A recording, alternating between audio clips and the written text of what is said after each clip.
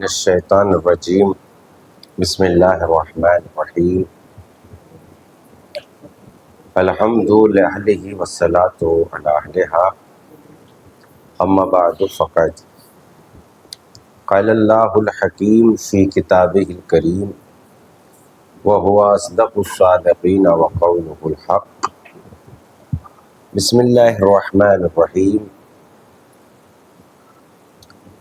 ومن آیاتہ خلق السماوات والارض واختلاف السنتکم والوانکم ان فی ذلک لآیات للعالمین۔ سورہ مبارکہ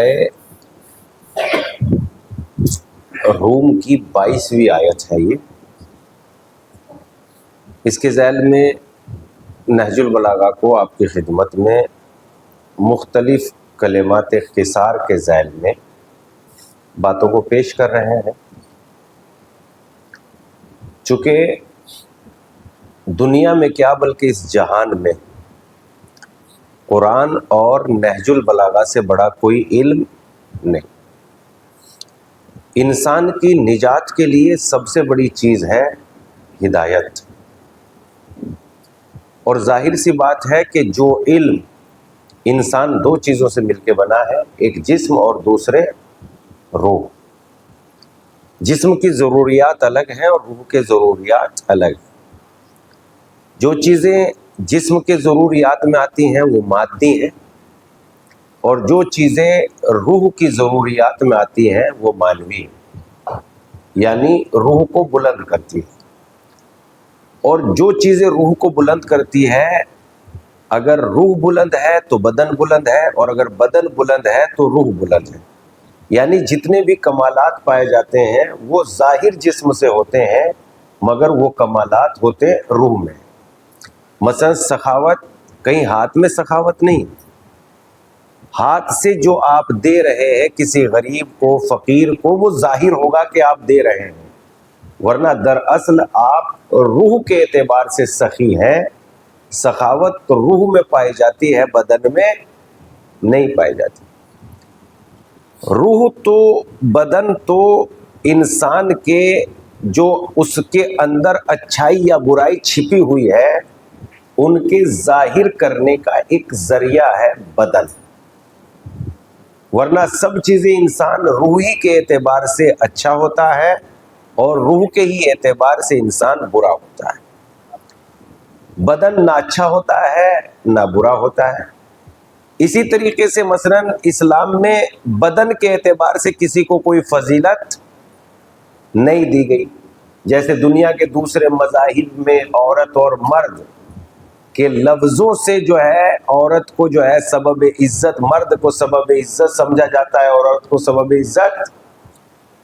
اسلام تو روح کو مرکز کمال مانتا ہے، بدن کو مرکز کمال مانتا ہی نہیں، تو بدن سے وہ کوئی بحث کرتا ہی نہیں۔ روح دونوں کے پاس ہے، مرد کے پاس بھی ہے، عورت کے پاس بھی ہے۔ اب جس کے پاس جیسی روح ہے، اگر وہ اچھی ہے، چاہے مرد میں اچھی روح پائی جاتی ہو یا عورت میں اچھی روح پائی جاتی ہے، تو پھر وہ کمال کا مرکز ہے۔ تو اسلام نے کہیں بھی بدن سے بحث نہیں کی ہے، جسم سے بحث نہیں کی، روح سے بحث کی ہے۔ جب روح سے بحث کی ہے تو جناب عیسیٰ علیہ السلام کا تذکرہ کرتا ہے تو وہیں حضرت مریم کا بھی تذکرہ کرتا ہے، چونکہ جہاں عیسیٰ علیہ السلام کی روح بلند ہے وہیں پر حضرت مریم سلام اللہ علیہا کی بھی روح بلند ہے۔ تو اسلام اگر روح سے بحث نہ کرتا تو پیغمبر کسی عورت کی تعظیم کے لیے نہ اٹھتے۔ پیغمبر جو جناب سیدہ سلام اللہ علیہا کی تعظیم کے لیے اٹھتے ہیں، وہ روح کے اعتبار سے اتنا بلند درجہ اور کمالات لیے ہوئے ہیں کہ ایک روح کمال مرد میں ہے اور ایک روح کمال عورت میں ہے۔ روح کمال کا مرد روح کمال کی عورت کا کھڑے ہو کے احترام کرتا ہے۔ تو اس اعتبار سے ان دونوں چیزوں کو حاصل کر کے، یعنی بدن اور ان کے لیے ضروری ہے کہ ہم نہج البلاغہ، قرآن مجید، اس کا زیادہ سے زیادہ علم حاصل کریں، قرآن مجید کا علم کے سلسلے میں جو بحث ہے، یعنی کسی چیز کے بارے میں اتنی عظیم بحث نہیں ہے جتنی عظیم بحث علم کے بارے میں ہے۔ ہر چیز کی طاقت کا چشمہ، ہر چیز کی قدرت کا سر چشمہ، ہر چیز کی عزت، ہنر، طاقت، قدرت، دولت سب علم میں چھپے ہوئے ہیں۔ اور جس کے پاس جیسا علم ہوتا ہے وہ ایسی مثلا چیزوں کو ترتیب دے لیتا ہے۔ مثلا مثال کے طور پر ایک آدمی نے ایک جاہل کی توہین کی، جاہل نے جاہل کی توہین کی، تو جاہل کو جاہلانہ جواب میں سبق سکھاتا ہے، اور نتیجے میں دو جسم ٹکراتے ہیں اور جھگڑا اور فساد ہوتا ہے۔ لیکن ایک جاہل نے عالم کی توہین کی، اور عالم نے جاہل کا جواب عالمانہ انداز میں دیا، اور اس نے اپنے کانوں کو جو ہے اس کی جہالت کی باتوں کو کانوں میں تو آئی، بری آواز آئی، مگر یہ سوچ کے کہ میں اسے معاف کر دوں گا تو خدا مجھے معاف کر دے گا، اس نے اس توہین کو بھی اپنے لیے نعمت، توجہ رکھیے گا ہم کیا کہہ رہے ہیں، ہم کیا کہہ رہے ہیں، توجہ رکھیے گا بہت۔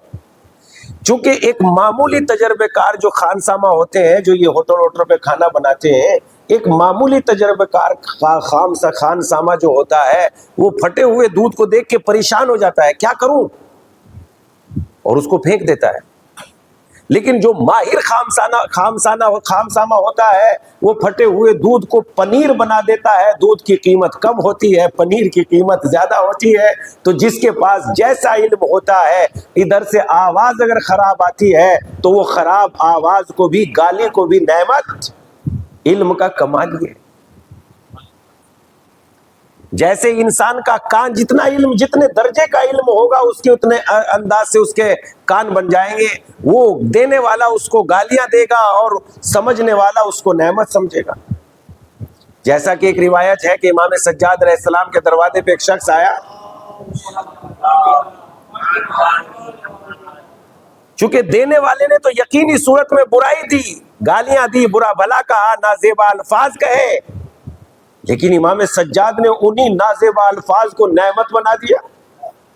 کیوں؟ اس لیے کہ جس کے پاس جیسا علم ہوتا ہے اس کے کان ویسا سنتے ہیں، اس کی آنکھیں ویسا دیکھتی ہے، اس کی زبان ویسا بولتی ہے، اس کا دماغ ویسا سوچتا ہے۔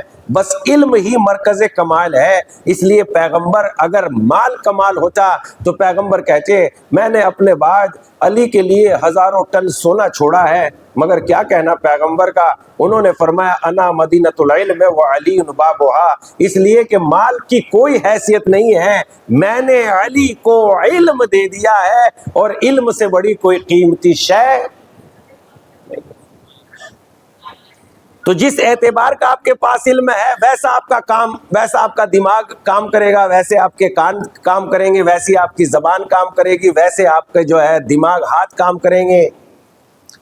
جیسا علم ہے ویسا، اگر مثلا بہت معمولی سا علم ہے تو اینٹ کا جواب پتھر ہوتا ہے نا، ارے ہم نے پتھر سے جواب دیا اور اینٹ سے اینٹ بھڑا دی، اور پتہ نہیں نتیجے میں بیچارے کی خود کی بھی اینٹ سے اینٹ بھڑ گئی۔ جب فساد ہوتے ہیں تو کوئی ایک طرف تھوڑا ہی فساد ہوتا ہے، فساد جب ہوتا ہے تو دونوں طرف کو نقصان پہنچتا ہے۔ یقین نہیں آتا تو دیکھ لیں، فساد ہو رہا ہے اور دونوں طرف کو نقصان پہنچ رہا ہے، اور فقط اگر وہیں تک نقصان رہتا تو پھر بھی غنیمت تھا۔ یہ دونوں طرف کا فساد، دو طرف کا جھگڑا جو ہے پوری دنیا کو نقصان کے لپیٹ میں لے رہا ہے۔ لے رہا ہے کہ نہیں لے رہا ہے؟ ہمارا کوئی رول نہیں ہے، ہماری کوئی بات نہیں ہے، مگر مہنگواری کے سلسلے میں ہم بھی پیچھے جا رہے ہیں، ہم سب پیچھے جا رہے ہیں۔ تو فساد جس طریقے سے فساد سب کو اپنی لپیٹ میں لے لیتا ہے، اسی طریقے سے علم سب کو فائدہ پہنچاتا ہے۔ تو اس لیے کہا گیا کہ علم حاصل کرو، نہج البلاغہ غور کرو، یعنی قرآن مجید میں نہج البلاغہ میں غور کرو۔ جیسا کہ کلمہ نمبر 6 میں امام علی علیہ السلام اس میں 4 باتوں کی طرف امام نے بہت اہمیت کے ساتھ ہماری توجہ دلائی ہے، اور ہم ان باتوں کو سنیں، سمجھیں اور غور کریں۔ بسم اللہ الرحمن الرحیم۔ وقال علیہ السلام، امام علی علیہ السلام نے فرمایا صدر العاقل صندوق السر ہی، عاقل کا سینہ اس کے رازوں کا صندوق ہوتا ہے۔ صندوق میں کیا کیا جاتا ہے؟ خزانے رکھے جاتے ہیں اور چابی اپنے پاس رکھ دی جاتی ہے، لاک لگا دیا جاتا ہے، صندوق بند کر دیا جاتا ہے، اور کوئی پاگل سے پاگل بھی آدمی نہیں بتاتا رہے میری الماری میں جو ہے اتنا سونا رکھا ہے، بتاتا ہے؟ نہیں بتاتا، نہیں بتاتا۔ امام نے فرمایا کہ سونے کی حیثیت نہیں ہے، تمہارے راز کی حیثیت ہے۔ جس طریقے سے ایک پاگل سے پاگل یعنی دماغ کا مریض آدمی بھی اپنے خزانے کے بارے میں نہیں بتاتا کہ میری تجوری میں کتنے پیسے کتنا سونا رکھا ہے، اسی طریقے سے عقل مند انسان وہ ہے جو اپنے راز کے بارے میں نہیں بتاتا۔ سب سے زیادہ نقصان جو ہے کسی کو ہم رازدار سمجھتے ہیں، وہی سب سے زیادہ نقصان، یہاں تک کہ امام نے تو اپنے ایک فقرے میں اپنے ایک جملے میں یہاں تک کہ فرمایا دیکھو کسی کو اتنا گہرا دوست نہ بناؤ کہ اسے تم اپنے راز دے دو، اگر تمہارا وہ دشمن بن گیا تو ان راز کی بنیاد پر تمہیں نقصان نہ پہنچا سکے، اس لیے کسی کو بھی اپنے راز نہ دو۔ یعنی دوستی بھی اس حد تک کرو، دوست کا بہت اہمیت ہے اسلام میں۔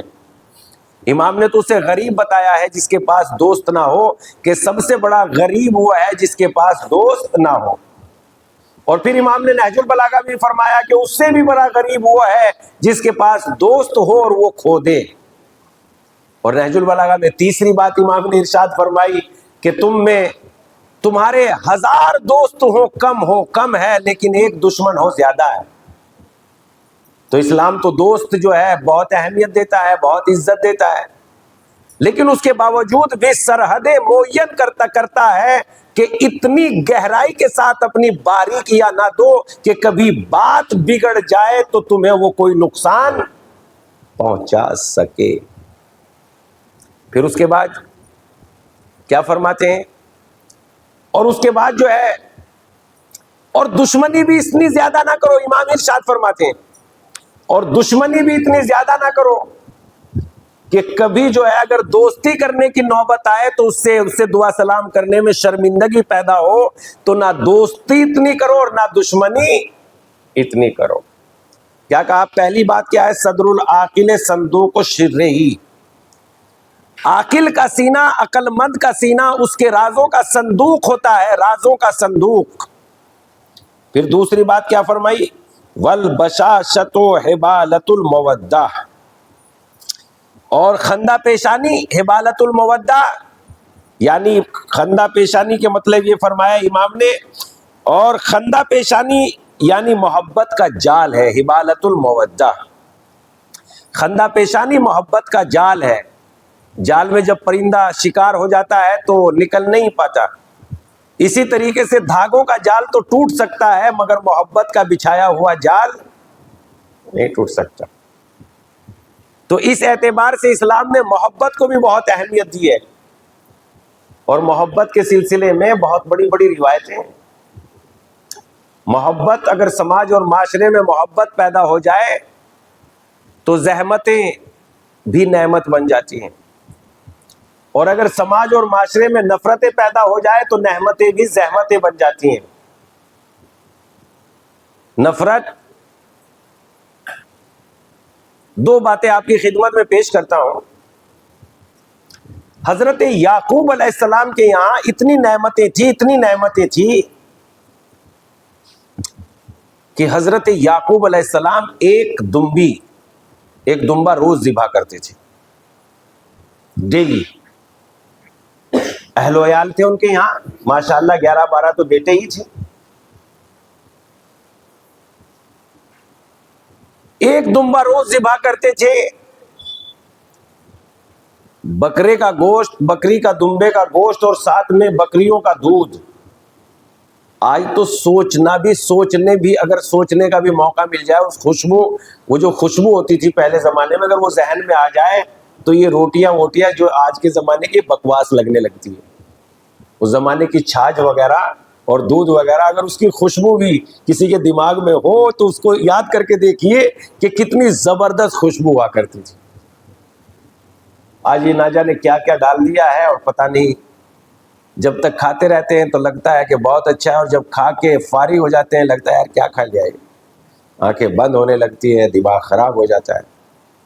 ہوتا ہے کہ نہیں ہوتا؟ تو اتنی نعمتیں اللہ نے جناب یعقوب علیہ السلام کو عنایت کی تھی کہ ایک دمبا روز ذبح کرتے تھے، اور اس کے ساتھ بکریوں کا دودھ بہترین، بڑی لذت تھی. دھیرے دھیرے دھیرے دھیرے نفرت نے محبت کی جگہ دھیرے دھیرے نفرت نے لینا شروع کیا، اور نعمتیں اتنی خراب ہوئی کہ یہی حضرت یعقوب علیہ السلام کے بیٹے ایک ایک لقمے کے محتاج ہو گئے، ایک ایک لقمے کے محتاج، ایک ایک روٹی کے محتاج ہو گئے. جو کل تک جو ہے لوگوں کو دمبے ذبح کر کے کھلا رہے تھے، جب محبت کی جگہ نفرت نے لی تو ایک ایک لقمے کے محتاج ہو گئے. اور جب حضرت یوسف علیہ السلام مصر چلے گئے، اور جس دن پہلا دن تھا حضرت یوسف علیہ السلام کا عزیز مصر کے یہاں، یہ دسترخوان پہ بیٹھے ہوئے کھانا کھا رہے تھے عزیز مصر حضرت یوسف علیہ السلام کے ساتھ، تو عزیز مصر نے کہا کہ آج تک میں نے غذا میں کھانے میں ایسی لذت محسوس نہیں کی جیسی لذت آج اس دسترخوان پر ہے. تو ان کے پیشکار نے کہا کہ آج سے پہلے یوزارسیف یعنی حضرت یوسف علیہ السلام چونکہ آپ کے پاس نہیں تھے، تو وہ عزیز مصر کہتے ہیں کہ کیا حضرت یوسف علیہ السلام نے مسالے بدل دیے، نمک بدل دیے، خانسامہ بدل دیا؟ کہا نہیں، بدلا کچھ بھی نہیں، مگر کل تک جو محبت اس دسترخوان پہ نہیں تھی، آج یوسف کے آنے سے جو محبت ہے وہ محبت کل تک نہیں تھی. اس محبت نے کھانے میں زیادہ لذت پیدا کر دی. تو جب محبت کی جگہ نفرت لے لیتی ہے تو فقیری، اور دنیا نے مسلمانوں کے درمیان جو یہ شیعہ سنی کرائی ہے، یہ اپنے فائدے کے لیے کرائی ہے، آپ کو نقصان دینے کے لیے کرائی. ورنہ جب ہزاروں مذہب اس دنیا میں پروان چڑھ سکتے ہیں تو شیعہ سنی نہیں رہ سکتے. بھئی آپ کے اختلاف کرنے سے اگر کوئی فائدہ پہنچ رہا ہے کہ وہ کٹ کے آپ کی طرف آ رہے ہیں تو کہیے جو کہہ سکتے ہیں، لیکن اگر نقصان پہنچ رہا ہے کہ وہ چھوٹے چھوٹے گھر زد میں آ جاتے ہیں جہاں تعداد نہیں ہے، تو اس کا مطلب تو یہ ہے کہ ہم نے اپنے ہی ہاتھوں سے اپنے ہی لوگوں کو نقصان پہنچا دیا، اور ہم سمجھ رہے ہیں کہ بڑا کام کر دیا. عاقل کا کام بڑا ہوتا ہے، جاہل کا کام بڑا ہوتا ہی نہیں. اس کے بعد کیا کہتے ہیں؟ والبشاشۃ حبالۃ المودہ والاحتمال قبر العیوب. اور اس کے بعد کہتے ہیں کہ عقل مندی بردباری عیبوں کا مدفن ہے، یعنی برداشت کرنا. کسی نے کوئی عیب کیا یا آپ کی توہین کی، اس کو برداشت کرنا. عیبوں کی قبر ہے، یعنی ہمارے عیب چھپے رہ جائیں گے اگر ہم نے برداشت کر لیا. لیکن اگر کسی نے ہماری کوئی توہین کی اور ہم نے اس کے بارے میں کچھ کہہ دیا تو پھر پلٹ کے وہ بھی ہمارے بارے میں کچھ کہے گا، اور پھر نتیجہ یہ نکلے گا کہ جو چھپے ہوئے عیب تھے وہ سب کے سب ظاہر ہو جائیں گے.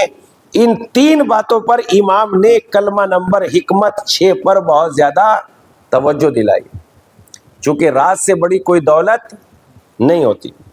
اور پہلے جملے میں جو ہے راز کے سلسلے میں بات کی ہے، اور یہ اس وقت کے حالات ہیں کہ جب پیغمبر اسلام فتح مکہ کے موقع پر جب مکے سے نزدیک ہو گئے، تب اہل مکہ کو خبر چلی کہ ہمارے نبی آ رہے ہیں. لیکن اگر اس راز کی پہلے سے پتہ چل جاتا کہ نبی کا رخ مکے کی طرف ہے تو یقینی صورت میں وہ بھی جنگ کی تیاری کرتے اور پھر ایک خون خرابہ ہوتا.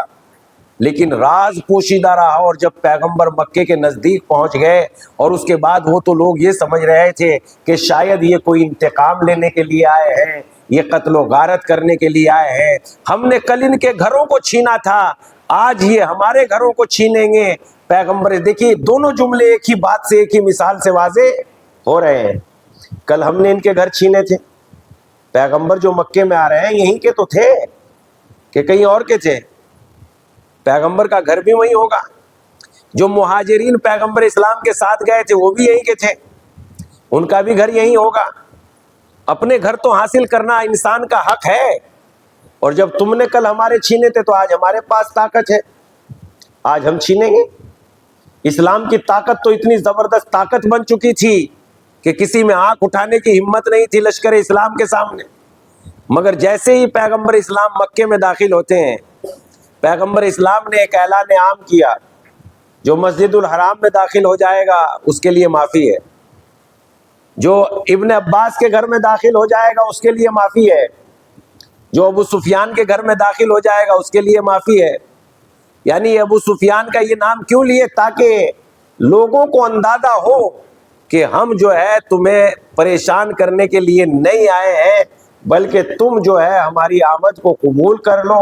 اور اس کے بعد جو ہے آج جو ہے ایک پرچم ایک انسان کے ہاتھ میں تھا، اور وہ لہراتے ہوئے پرچم کو چل رہا تھا کہ اے مکے والوں، تم نے ہمارے حمزہ کو قتل کر دیا، یہ کر دیا، اتنی جنگیں لڑی ہیں، آج تو ہم تم سے انتقام لیں گے۔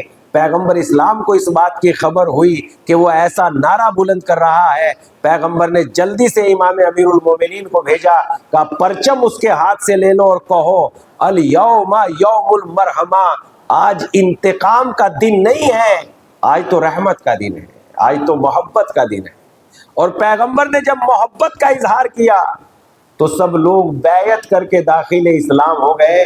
کیا ہے؟ اذا جاء نصر اللہ والفتح ورأیت الناس يدخلون فی دین اللہ افواجا، اور لوگ جوک در جوک یعنی فوج در فوج اسلام پر مثلا داخل ہو جائیں گے۔ تو محبت سب سے پہلے رازداری، دوسرے محبت۔ ایک حدیث ہے رازداری کے سلسلے میں، کیا فرماتے ہیں امام؟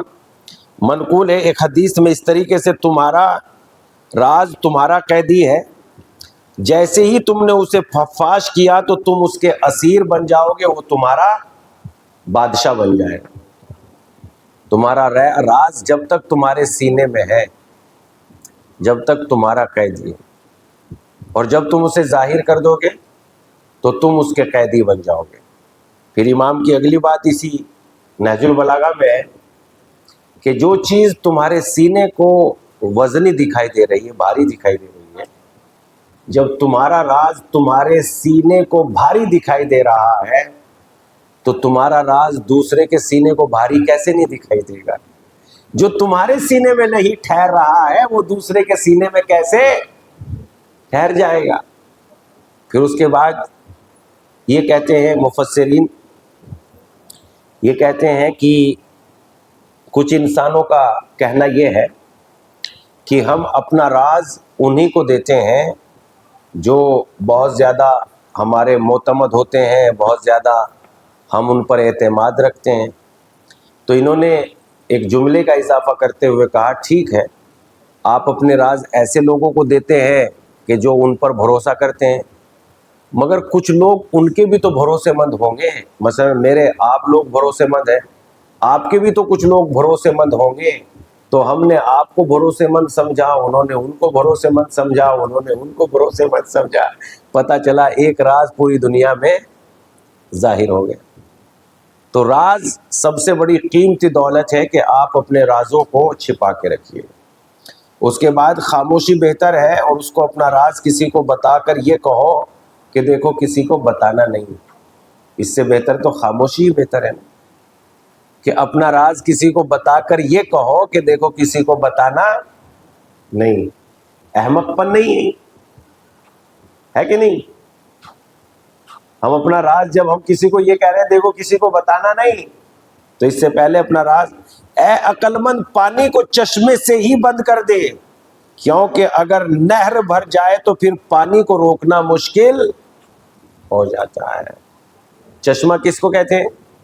چشمہ کہتے ہیں اس جگہ سے جہاں سے پانی ابلتا ہے نکلتا ہے۔ تو یہ کہہ رہے ہیں اے عقل مند پانی کو چشمے سے ہی بند کر دے، اس لیے کہ اگر پانی نکل کے نہر بن گئی تو پھر کناروں کے ذریعے اس کو روکا نہیں جا سکتا۔ تو اسی لیے اپنے راز کو اپنے منہ کے ہی اندر دفن کر دے، اپنے سینے کے ہی اندر اپنے رازوں کو دفن کر دے، اس لیے کہ جس طریقے سے پانی کا تو اتنا بڑا سیلاب ہے بھی نہیں، پانی کا سیلاب تو معمولی ہے، اگر سیلاب بن جائے گا پانی کا تو کتنی دور تک ندی نالے پھیل جائیں گے اور کتنی دیر تک، ہفتے 2 ہفتے. لیکن انسان جس کو ہمارے راز پتا ہے وہ یہاں سے دوسرے کے پاس ہو سکتا ہے چند لمحوں میں جو ہے لندن امریکہ ہماری خبر پہنچ جائے موبائل کے ذریعے، فون کے ذریعے. تو راز لوگوں کا سیلاب بہت بڑا ہے. اس اعتبار سے اے عقل مند پانی کو اس کے چشمے میں ہی دفن کر دے، بند کر دے، تاکہ وہ دریا نہ بننے پائے، سمندر نہ بننے پائے. تو اپنے رازوں کو اپنے سینے میں دفن کر دو تاکہ وہ لوگوں کے سامنے ہاتھ نہ لگنے پائے. اگر وہ لوگوں کے ہاتھ لگ جاتے ہیں تو پھر بہت زیادہ نقصان. دوسرا کلمہ کیا فرماتے ہیں؟ والبشاشۃ حبالۃ المودہ، مسکراتے ملتے ہوئے چہرے کے ساتھ ملنا محبت کا جال ہے، محبت کا پھندا ہے. مسکراتے ہوئے چہرے سے ملاقات کرنا محبت کا پھندا ہے. ایک آدمی لوگوں میں بہت زیادہ مقبول تھا، لوگ اسے بہت دوست رکھتے تھے. کسی نے اس سے پوچھا کہ بھئی ایسی کون سی بات ہے آپ میں کہ آپ کو لوگ بہت زیادہ محبت کرتے ہیں، دوست رکھتے ہیں؟ کہا کوئی بھی بات نہیں، بس اتنی سی بات ہے کہ میں جس سے ملتا ہوں سب سے پہلے سلام کرتا ہوں. اور واقعی سلام میں اتنی برکت ہے کہ جب آدمی سلام کرتا ہے تو محبت پیدا ہو جاتی ہے. اگر ہمارے اسلام میں لفظ سلام کا ہی مفہوم نافذ ہو جائے نا، نافذ، ہم تو نہ اسلام کو جانتے ہیں نہ اسلام کی تعلیمات کو جانتے ہیں. اگر لفظ سلام کا ہی مفہوم ہمارے معاشرے میں، سماج میں نافذ ہو جائے تو پھر کوئی بھی پریشان حال نہیں ہو سکتا. جب ہم کسی کو کہتے ہیں سلام علیکم تو اس کا مطلب پتہ ہے کیا ہے؟ تم ہماری طرف سے سلامتی میں ہو، امن میں ہو، پیس میں ہو، شانتی میں ہو. ہماری طرف سے تمہیں امان ہے. کن کن باتوں سے امان ہے؟ زبان سے بھی امان ہے، ہاتھ سے بھی امان ہے، کانوں سے بھی امان ہے، آنکھوں سے بھی امان ہے، عزت و آبرو سے بھی امان ہے. تمہارے حقوق بھی ہمارے سامنے، بالکل ہمارے ہاتھوں میں تمہارے حقوق محفوظ ہیں. کیا کہا ہم نے؟ سلام علیکم. تم ہماری طرف سے بالکل امان میں ہو، عزت و آبرو کے اعتبار سے، مال کے اعتبار سے، دولت کے اعتبار سے، غیبت کے اعتبار سے، ہر اعتبار سے تم ہماری طرف سے بالکل امان میں ہو. اور پلٹ کے بدلے میں وہ بھی کیا کہتے ہیں؟ وعلیکم السلام. اور ہماری طرف سے آپ بھی امان میں ہو. تو جب میری طرف سے آپ امان میں ہو اور آپ کی طرف سے میں امان میں ہوں تو امان کا اقرار کر کے، وعدہ کر کے غیبت کر رہے ہو ایک دوسرے کی. کیسا اسلام ہے اور کیسا سلام ہے. ہمیں سلام کا مطلب ہی نہیں پتا کہ ہم کیا کہہ رہے ہیں. ہمیں تو بچپن میں سکھایا گیا کہ جاؤ تو سلام کرو، آؤ تو سلام کرو. تو جا رہے ہیں تو سلام کر رہے ہیں، مل رہے تو سلام کر رہے ہیں. باقی ہمیں تو سلام کا مطلب ہی نہیں پتا کہ سلام ہے کیا. ہمیں سلام کا مطلب نہیں پتا. سلام علیکم، تم ہماری طرف سے بالکل محفوظ ہو، ہم سے تمہیں کوئی دکھ نہیں پہنچے گا، کوئی درد نہیں پہنچے گا، کوئی ناراضگی نہیں، کچھ نہیں. تمہارے حقوق بھی محفوظ ہیں. تو سلام کرو، مسکراتے ہوئے چہرے سے ملو. والبشاشۃ حبالۃ المودہ، بشاشت خندہ پیشانی، مسکراتے ہوئے چہرے سے ملاقات کرنا محبت کا جال ہے، محبت کا پھندا ہے. اور پھندا جب گلے میں پڑ جاتا ہے تو کدھر جاتا ہے؟ جدھر ہاتھ میں رسی ہوتی ہے. امام نے ایک جگہ فرمایا، کیا فرمایا؟ مجھے تعجب ہے لوگوں پر کہ پیسے خرید کے، پیسے دے کے غلام بناتے ہیں. ارے احسان کر کے غلام کیوں نہیں بناتے؟ دولت کا خریدا ہوا غلام بھاگ سکتا ہے، احسان کا خریدا ہوا غلام نہیں بھاگ سکتا. کہیں نہ کہیں غیرت للکارے گی، اس نے تم پہ احسان کیا تھا. للکارے گی کہ نہیں للکارے؟ اگر مردہ دل بھی ہوگا اس کی بھی غیرت للکارے گی. چور ہدایت یافتہ ہو جاتے ہیں اس صورت میں. ایک عالم دین کا واقعہ ہے، بہت عظیم بزرگ عالم دین ہے، ابھی نام تو یاد نہیں آ رہا ہے، لیکن ان کے گھر میں رات میں چور گھس گیا، چور داخل ہو گیا اور ان کی آنکھ کھل گئی، اور آنکھ کھلنے کے بعد جو ہے انہوں نے اپنے اوپر زیادہ نیند طاری کر لی، جبکہ وہ جاگ رہے تھے۔ انہوں نے شو ایسا کیا کہ انہیں اور زیادہ گہری نیند آ گئی۔ یہ بیچارہ تلاش کرتا رہا بالکل اطمینان سے کہ یہ تو کھراٹے لے رہے، جبکہ وہ جاگ رہے تھے۔ انہوں نے اور زیادہ کھراٹے لینا شروع کر دیے۔ اب جب انہوں نے دیکھا کہ اس بیچارے کو، اس غریب کو کچھ بھی نہیں ملا، تو خود ہی کہنے لگے کہ بھائی اس جگہ پہ رکھا ہوا ہے، جتنا تجھے چاہیے لے کے چلا جا۔ اس کے بدلے میں اس پہ اثر یہ پڑا کہ اس نے فوراً ان کے ہاتھوں پر توبہ کی اور اس نے فوراً گناہوں کو چھوڑ دیا۔ تو احسان بہت جلدی انسان کو بدل دیتا ہے۔ والبشاشۃ حبالۃ المودہ، خندہ پیشانی، خندہ چہرے سے، مسکراہٹ سے کسی سے ملاقات کرنا محبت کا پھندا ہے، محبت کا جال ہے۔ محبت، مسکراتا ہوا چہرہ جال ہے، پھندا ہے۔ والبشاشۃ حبالۃ المودہ، مودت کا جال ہے، محبت کا پھندا ہے۔ اور جب یہ محبت کا پھندا پڑ جاتا ہے تو پھر انسان کہیں بھی نہیں جاتا۔ ایک سلسلے میں ایک حدیث بھی یہاں تحریر ہے۔ امام جعفر صادق علیہ الصلوۃ والسلام نے ارشاد فرمایا، جب بھی اپنے دینی بھائیوں سے ملو تو مصافحہ کرو، جب بھی ملو مصافحہ کرو، چہرے سے خوشی و مسرت کا اظہار کرو، چہرے پہ تمہارے خوشی ہونی چاہیے۔ جب بھی ملو، آپ اپنے بھائی سے ملو، جب بھی ملو تو تمہارے چہرے پہ خوشی کا اظہار ہونا چاہیے، یعنی آپ ظاہر کریں کہ آپ ان سے ملاقات کرنے کے بعد خوش ہیں۔ اگر آپ نے اس انداز میں ملاقات کی، کیسے ہو، تو کل نہیں آئے گا آپ کے پاس، کل آپ کے نزدیک سے نہیں گزرے گا۔ لیکن اگر آپ نے اس کو ایسے دیکھا، کیسے ہیں بھائی، کیا حال ہے، تو بار بار جب بھی وہ ادھر سے گزرے گا دعا کرے گا دل میں، کاش ان سے ملاقات ہو جاتی۔ کرے گا کہ نہیں؟ اور خرچ کتنا ہوا؟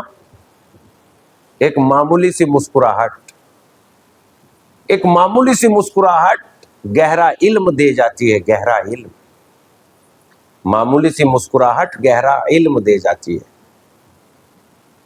تو اس اعتبار سے جب بھی کسی سے ملو خوشی کے ساتھ ملو، جب ملو تو مسرت کا اظہار کرو، محبت کا اظہار کرو، اور اس طرح مل کر جب تم ایک دوسرے سے جدا ہوگے تو تمہارے گناہ بخشے جا چکے ہوں گے۔ کیا فرمایا امام؟ آپ دیکھیے تو تحفہ کیا مل رہا ہے بدلے میں، ہنسنے میں تحفہ مل رہا ہے آپ کو، ہنسنے میں۔ اور تحفہ کیا ہے، کتنا بڑا تحفہ ہے۔ اگر میرے یہاں پہ جو ہے کوئی ایسی بیماری ہو جائے، پھوڑا نکل جائے اور ڈاکٹر اس کا آپریشن کر کے جو ہے اس پھوڑے کو نکال دے، تو اس نے مجھے کتنی بڑی زندگی دی ہے، کتنا بڑا کام کیا ہے میرے ساتھ۔ تو گناہ بھی آخرت میں پھوڑے اور بیماری کی طرح ہے۔ جیسے یہاں ہم بدن میں جب پھوڑے پھنسی ہو جاتی ہے اور کوئی زخم ہو جاتا ہے اور بہت درد ہوتا ہے، کھچاؤ ہوتا ہے اور ڈاکٹر اسے دور کر دیتا ہے تو ہم کتنے سکون میں آ جاتے ہیں۔ جس طریقے سے دنیا میں یہ بیماری پھوڑا پھنسی ہے، اسی طریقے سے آخرت میں گناہ بھی پھوڑا پھنسی کی طرح ہے۔ جیسے ڈاکٹر ہمیں دنیا میں بیماری سے دوائی کے ذریعے نجات دیتا ہے، خداوند عالم مسکرانے کے ذریعے ہمارے گناہوں کو معاف کر رہا ہے۔ مسکرانا ہے بس، ایک دم فری۔ مولانا کو تو کور دینا نہیں، تو مسکرانے میں کام چلا لیجیے۔ ایک صلوات پڑھ دے محمد والی۔ یعنی میں یہ کہہ رہا کہ پیسہ تو لگنا نہیں، بالکل مفت میں، فری میں کتنے بڑے کام مل رہے ہیں، کتنی بڑی بات ہو رہی ہے مفت میں، مفت کی عبادت۔ محبت کا اظہار کرنا ہے بس، نفرت کو ختم کرنا ہے، دل سے نفرت کو نکالنا ہے، محبت کا اظہار کرنا ہے۔ اس کے بدلے میں امام نے فرمایا، جب تم ایک دوسرے سے اس طرح مل کے جدا ہوگے تو خداوند عالم تمہارے گناہوں کو بخش دے گا، معاف کر دے گا۔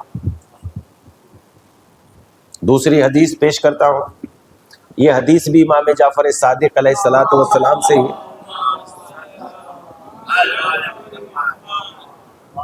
امام نے فرمایا کہ روز قیامت ہم سبوں کو قبر سے نکالا جائے گا. واقعی نکالا جائے گا. عقل بھی کہتی ہے اس بات کو, فقط شرع نہیں کہتی, عقل بھی کہتی ہے نکالا جائے گا. اور نکالا جانا بھی چاہیے, اس لیے کہ جب بھیجا گیا ہے تو قبر سے نکالا بھی جائے گا. جب مٹی سے زندہ کیا گیا ہے تو مٹی سے اٹھایا بھی جائے گا. عقلاً یہ بات ہے کہ اٹھایا جائے گا اور اٹھایا جانا چاہیے. کیوں؟ اس لیے کہ زندگی گزار کے جا رہے ہو, پوچھنا تو چاہیے کہاں گزاری, ورنہ تو جنگل راضی ہو جائے گا.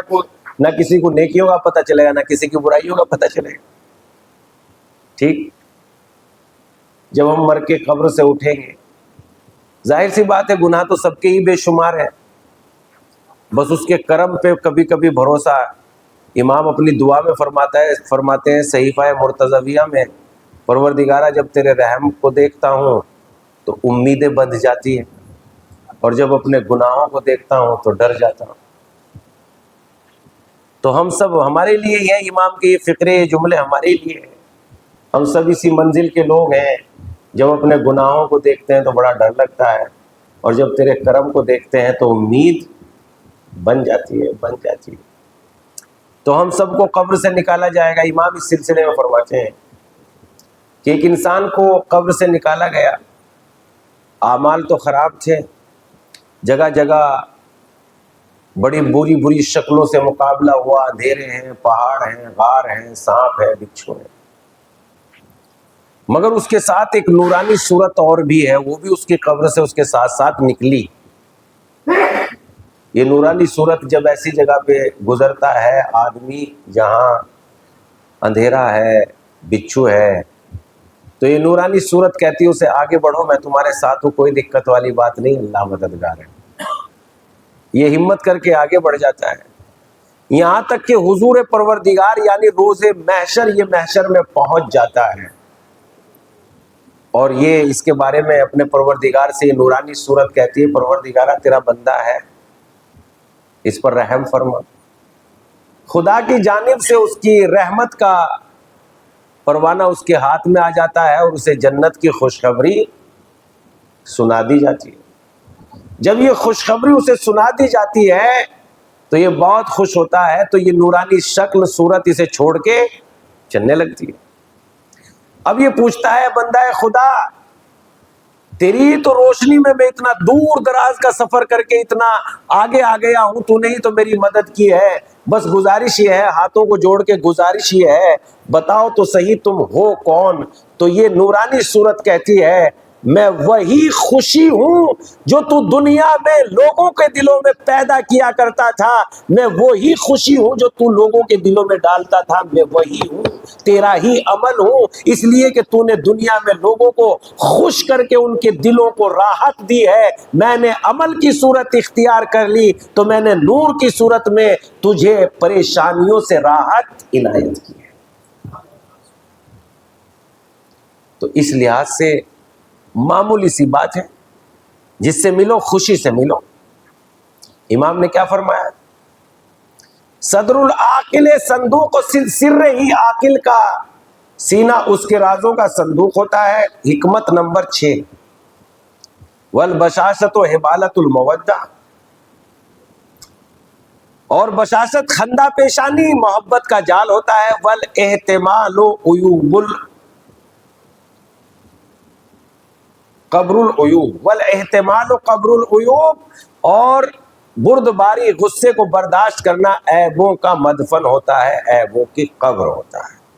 تو ان 3 باتوں کے سلسلے میں ہر ایک بات اپنے آپ میں ایک بڑا ہدایت ہے, ایک بڑا موضوع ہے. اس لیے کہ ہم نہج البلاغہ کے بارے میں سوچیں, غور کریں, اور ان باتوں کو انشاءاللہ دور تک پھیلائیں. اور آج تو الحمدللہ یہ ذریعہ بھی ہمارے پاس ہے, یہاں یہ لیکچر ہو رہا ہے, نہ جانے دور دراز کے لوگ کہاں کہاں ان باتوں کو سنیں گے. اور روشنی تو جہاں بھی چمکے گی وہاں اندھیرے کو دور کرے گی اور اجالے کو پیدا کرے گی.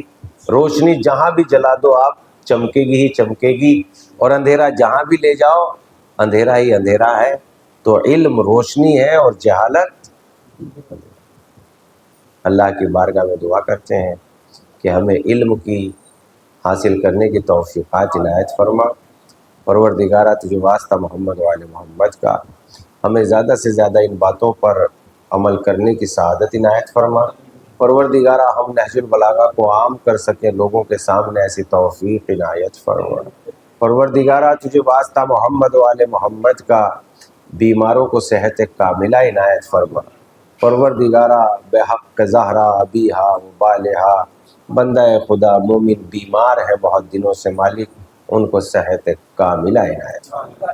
پروردگارہ تجھے واسطہ محمد و آل محمد کا، بے گھروں کو گھر عطا فرما، مقروض کا قرض کی ادائیگی کے اسباب فرما۔ پروردگارہ بے اولادوں کو اولاد فرما۔